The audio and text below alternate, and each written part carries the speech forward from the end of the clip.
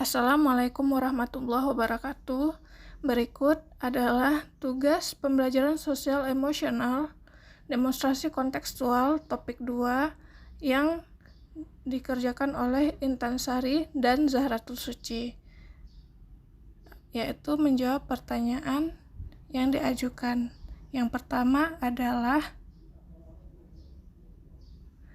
apa tantangan bagi guru untuk menjadi contoh atau teladan khususnya dalam hal sosial emosional? Jika dikaji secara mendalam, ada tantangan yang dihadapi oleh guru seperti memiliki kompetensi atau keterampilan dalam mengenali potensi diri, memiliki kompetensi sebagai seorang individu yang dapat mengelola, memahami, dan mengerti tentang kondisi sosial emosional diri sendiri dan orang lain, kemampuan mengelola berbagai ekspresi emosi yang tepat, kemampuan menyesuaikan diri dalam mengatasi berbagai kondisi yang tidak ideal sehingga dapat terwujud keselarasan dalam hubungan sosial, memberikan teladan sikap dan karakter baik bagi peserta didik, dan terakhir memiliki keleluasan dalam bersikap dan berinteraksi namun tetap menjaga norma-norma dan batasan. Pertanyaan kedua yaitu tantangan yang kami temukan ketika mengamati proses belajar mengajar. Itu yang pertama, guru mengalami kesulitan dalam menghadapi peserta didik yang tidak paham dengan materi yang sedang diajarkan. Lalu, ketika menghadapi peserta didik yang temperamental ketika diajak bekerja sama, selanjutnya guru terpancing emosi melihat peserta didik bertindak kurang sopan terhadap guru sejawat. Guru lebih memilih menjadi killer agar peserta didik mendengarkan arahan. Guru menyinggung peserta didik terkait kemampuan yang tidak sesuai dengan yang diharapkan melalui perkataan yang kurang pantas, dan guru mudah menjudge peserta didik yang bertindak kurang disiplin di kelas, misalnya terlambat datang, tidak membuat tugas, dan tidak bertindak sewenang-wenang. Selanjutnya, bagaimana sekolah bisa mendukung pembelajaran sosial emosional? Apa saja tantangan bagi sekolah? Menurut kami, sekolah bisa menyediakan sarana dan prasarana dalam proses pembelajaran yang mengintegrasikan sosial emosional, seperti adanya kegiatan rutin pengajian setiap Jumat, lalu menyediakan ruang konsultasi rutin bagi peserta didik yang bermasalah dengan pendekatan personal. Melaksanakan pembelajaran sosial emosional tersebut dapat dilatih, dikembangkan, dan ditingkatkan dengan adanya proyek penguatan profil pelajar Pancasila. Penerapan P5 tersebut dapat meningkatkan kepercayaan diri peserta didik, kemampuan berkolaborasi dan bekerja sama di antara peserta didik, dan juga termasuk dalam aspek-aspek sosial emosionalnya. Selanjutnya, pendidik dan tenaga kependidikan dapat melakukan penguatan kompetensi sosial dan emosional pendidik dan tenaga kependidikan di sekolah. Lalu, pendidik dan tenaga kependidikan memiliki kesempatan secara teratur untuk mengembangkan kompetensi sosial dan emosional dan budaya yang dimiliki, berkolaborasi satu sama lain, membangun hubungan saling percaya, dan memelihara komunitas yang erat. Tidak mengekang atau membatasi peserta didik dalam mengembangkan kompetensi yang dimiliki saat belajar.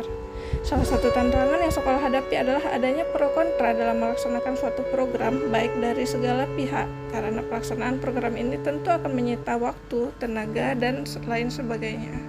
Selanjutnya, adakah karakteristik peserta didik yang dapat mempengaruhi penerapan pembelajaran sosial emosional?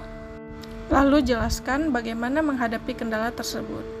Tentu saja ada, karena peserta didik dalam satu kelas berasal dari latar belakang yang beragam, sehingga kondisi sosial emosional yang dimiliki masing-masing peserta didik juga akan beragam. Karena itu, guru harus mengintegrasikan PSE dalam aktivitas pembelajaran guna mengenali karakteristik peserta didik. Peserta didik yang berasal dari keluarga yang memiliki latar belakang ekonomi menengah ke atas pasti memiliki karakter yang berbeda dengan peserta didik yang berasal dari ekonomi menengah yang ke bawah. Karena didikan orang tua yang berprofesi sebagai militer juga akan berbeda dengan orang tua yang berdominan berdagang. Ada 3 cara yang dapat digunakan guru dalam menerapkan PSE, yaitu melakukan asesmen diagnostik non-kognitif, lalu observasi aktivitas peserta didik, dan kemudian melakukan refleksi bersama-sama peserta didik. Pertanyaan selanjutnya, bila sudah menonton film tersebut, apa yang dapat Anda pelajari dalam guru sebagai agen perubahan? Pertama, kondisi ekonomi keluarga tidak selamanya berpengaruh terhadap kepintaran peserta didik di kelas. Terbukti Seperti dengan adanya tokoh anak miskin Belitung yang memenangkan cerdas cermat melawan anak kaya dari lingkungan tetangga. Mereka menghormati antara sesama, menghargai perbedaan yang ada, saling menolong dan rela berkorban. Kebersamaan pada tokoh Laskar Pelangi tetap terjaga meskipun selama 12 tahun terpisah. Seorang guru tentunya harus menghargai setiap perbedaan yang dimiliki oleh peserta didik. Guru boleh mengajak peserta didik untuk belajar di ruang kelas ketika peserta didik merasa bosan dan memperoleh sumber belajar yang lebih banyak. Lalu, pada film Dead Post Society dan Sekolah Rimba, apa yang dapat dipelajari tentang pembelajaran sosial emosional? Yang pertama, tokoh Bu Mus dan Pak Harus memiliki semangat tinggi dalam memberikan pendidikan melalui cara beliau dalam membangun sekolah dan mempertahankan keberlangsungan proses pendidikan demi mewujudkan cita-cita anak di desa terpencil. Bu Mus memberikan kesempatan peserta didik untuk mengeksplor pengetahuan dengan belajar di luar kelas, mengamati berbagai fenomena yang ada di lingkungan sekitar sekolah guna menambah sumber belajar selain buku.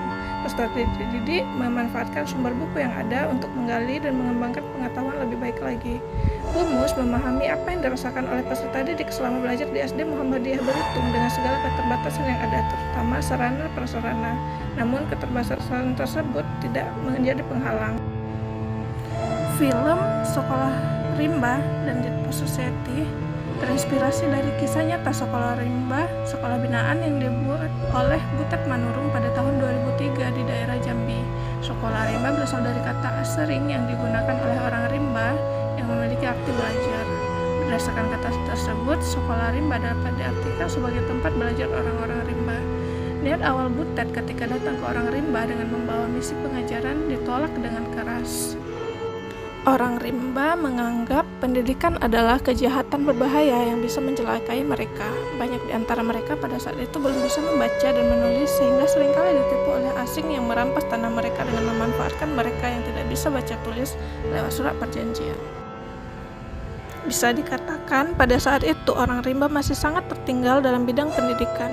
Pada keadaan seperti itu, semangat Butet semakin besar dan selalu optimis untuk meyakinkan mereka terhadap pendidikan.